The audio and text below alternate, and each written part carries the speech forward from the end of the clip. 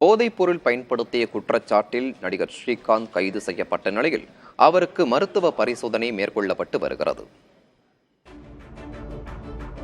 சென்னை நுங்கம்பாக்கத்தில் கடந்த 22ஆம் தேதி பப் ஒன்றில் போதைப்பொருள் பயன்படுத்தப்படுவதாக காவல்துறைக்கு தகவல் கிடைத்தது.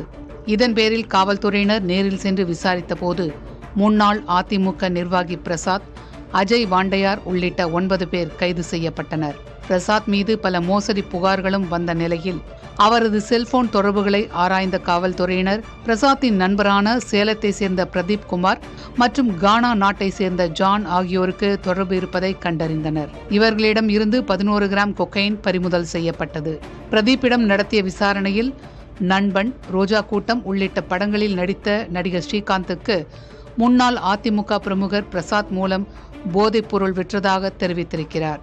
பிரசாத் தயாரித்த தீங்கிரை என்ற படத்தில் ஸ்ரீகாந்த் கதாநாயகனாக நடித்தார். அப்போது இருவருக்கும் போதைப்பொருள் பயன்படுத்தும் பழக்கம் ஏற்பட்டதாக தெரிய வந்துள்ளது.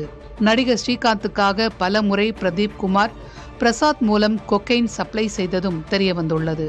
இதையடுத்து ஸ்ரீகாந்துக்கு மருத்துவ பரிசோதனை நடத்தப்பட்டது.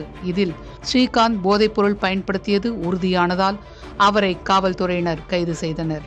பிரதீப் மற்றும் ஸ்ரீகாந்த் இடையிலான பண பரிமாற்றம் குறித்து விசாரணை செய்த காவல்துறையினர் ஸ்ரீகாந்த் போதைப் பொருளை பயன்படுத்த வாங்கினாரா, விற்பனை செய்தாரா என்று துருவி விசாரணை செய்தனர். இதைத் தொடர்ந்து நுங்கம்பாக்கம் லேக் ஏரியாவில் உள்ள ஸ்ரீகாந்தின் வீட்டுக்கு சென்று சோதனையிட்ட காவல்துறையினர் பல்வேறு ஆவணங்களை பறிமுதல் செய்ததாக தெரிகிறது. புதிய தலைமுறைக்காக செய்தியாளர்கள் ஆனந்தன் மற்றும் அன்பரசன்.